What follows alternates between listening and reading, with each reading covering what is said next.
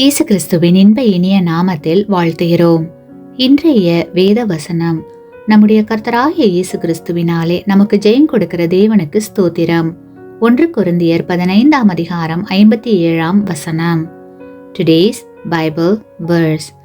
But thanks be to God who gives us the victory through our Lord Jesus Christ. 1 Corinthians chapter 15 verse 57.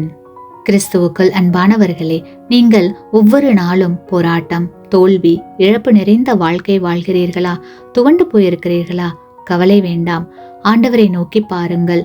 அவரை நோக்கி பார்த்த முகங்கள் பிரகாசம் அடைந்தன. இவ்வாறு நீங்கள் செய்யும் போது தேவன் தாமே உங்களுடைய வாழ்வில் உள்ள அனைத்து தோல்விகளையும் வெற்றியாய் மாறச் செய்வார்.